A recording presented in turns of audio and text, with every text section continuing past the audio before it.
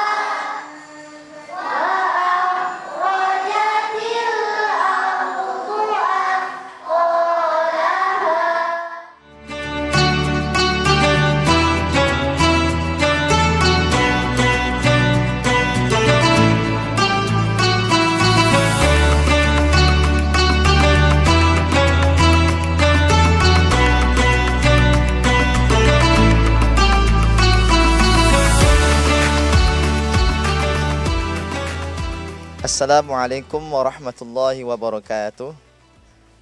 Nama saya Muslim. Saya mengajar sehari-hari di Rumah Tartil Quran Mahmud Asy-Syarif. Dan saya di sini sebagai mudir atau pimpinan dari Rumah Tartil Quran Mahmud Asy-Syarif. Di samping itu juga saya mengajar Al-Quran di masjid dan musholah dan juga beberapa majelis taklim, dan juga sehari-hari mengimami sholat jamaah di masjid dan musholah sekitar wilayah kami, insyaallah.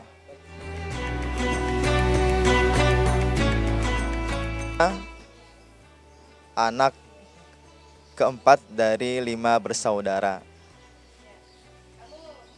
Alhamdulillah, pada ketika saya masih kecil itu saya sebenarnya bercita-cita untuk masuk ke dalam dunia pesantren.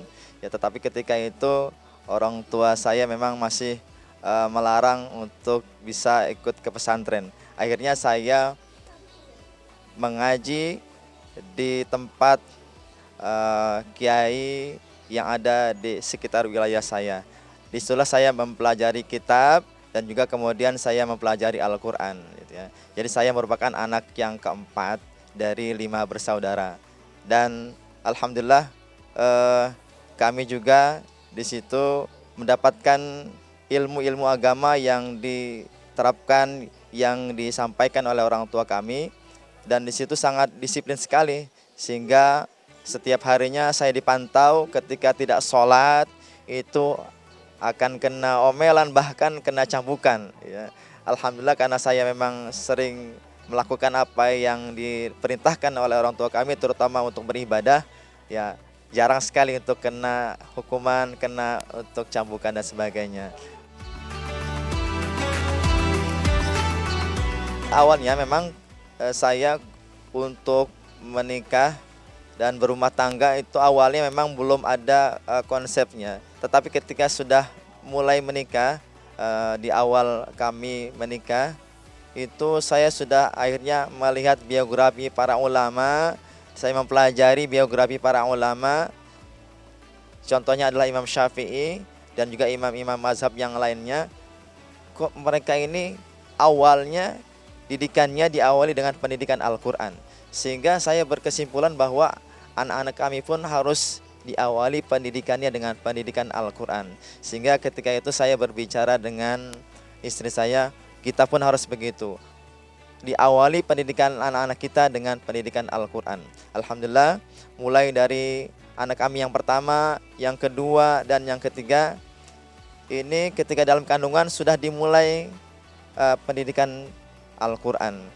Mulailah diajak berbicara, dibacakan ayat-ayat suci Al-Quran, ya, selama 1 bulan itu hatam 30 juz.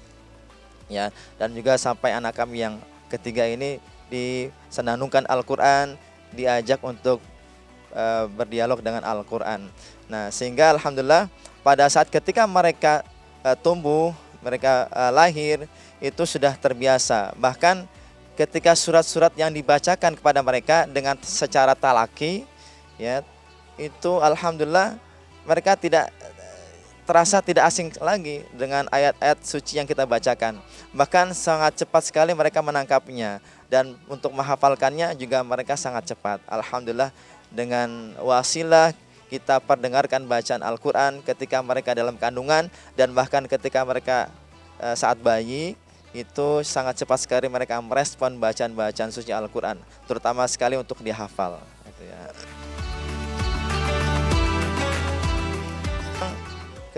Ya, sebenarnya kami itu mengawali pendidikan mereka dengan pendidikan Al-Quran. Kami hilangkan sekali niatan-niatan duniawi, niatan-niatan materi. Kita memang pure untuk, ya, mendidik mereka dengan pendidikan Al-Quran. Insya Allah ada barokah di situ, barokah Al-Quran, barokah, ya, dari Allah Subhanahu wa Ta'ala. Sehingga alhamdulillah ketika di tahun 2013 ada teman kami yang menyampaikan bahwa ada di salah satu televisi, ya, ada kompetisi untuk Al-Quran, dan inilah pertama kali, dan kami mendaftarkan. Disitulah Hilyah Qonita, anak kami yang kedua, yang kurang lebih berusia 5 tahun dan punya hafalan kurang lebih 4 juz, ya. Nah, disitulah kami mengikuti dengan niatan ikut mensyiarkan Al-Quran, berdakwah dengan Al-Quran. Alhamdulillah Allah takdirkan pada tahun 2013 itu Hilyah Qonita menjadi juara Hafidz Indonesia. Dan setelah itu, ya, di tahun 2014 kami masih menjadi tamu di acara tersebut, dan mulailah pada tahun 2015 karena memang dari pihak televisi melihat bahwa saya dan istri juga, ya, punya anak didik, ya, untuk pendidikan Al-Quran, dan berpotensi juga untuk menjadi mentor di salah satu, ya, televisi tersebut dalam acara untuk hafiz, ya. Maka mulai tahun 2015 kami dipercayakan untuk menjadi mentor di salah satu televisi tersebut. Kami memang untuk menjadi mentor Hafiz Indonesia, niatan kami adalah untuk mensyiarkan, untuk berdakwah di dalam Al-Quran. Kami bertemu dengan guru-guru karantina yang lain yang hebat-hebat, yang, ya, Masya Allah ilmunya, ya, kami akhirnya bisa juga menimba ilmu kepada mereka.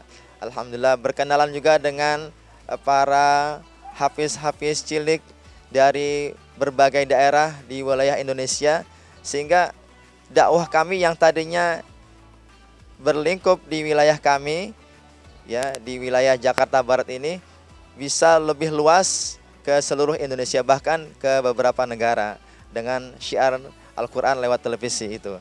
Nah, alhamdulillah sukanya kami itu, ya, jadi banyak saudara, banyak teman, banyak wawasan, banyak tambah ilmu, dan alhamdulillah itu yang kami dapatkan. Semakin barokah, semakin lagi bersilaturahim dengan saudara-saudara yang lain. Kami bahkan diundang ke beberapa wilayah di daerah Pulau Jawa, bahkan sampai ke beberapa tempat di luar Pulau Jawa itu. Sehingga inilah barokah Al-Quran. Kami yakin sekali inilah barokah Al-Quran. Itulah. Kemudian dukanya memang ketika, ya, kami ini mungkin bentrok, apalagi ketika awal-awal untuk mengajar atau sebagai mentor Hafiz Indonesia, banyak sekali kegiatan-kegiatan kami yang kami tinggalkan, terutama di Rumah Tahfidz Quran Mahmud Asyarif ini. Banyak sekali kegiatan-kegiatan yang memang harusnya kami lakukan, kami cancel terlebih dahulu. Tetapi alhamdulillah semakin kesini, ya, di tahun 2018-19 itu kami bisa mulai mengatur, apalagi ada anak-anak santri yang mukim di tempat kami, sehingga semakin lama kegiatan-kegiatan tersebut kami bisa atur kembali, dan kami bisa fokus untuk mengajar di sebagai mentor di Hafiz tersebut. Gitu, ya. Yang mahir membaca Al-Quran akan mendapatkan pahala satu. Maka bagi mereka yang terbata-bata membaca Al-Quran, ya pahalanya dua. Pahala dia terus berusaha membaca Al-Quran, dan juga pahalanya ya dia terus mau membaca Al-Quran gitu ya.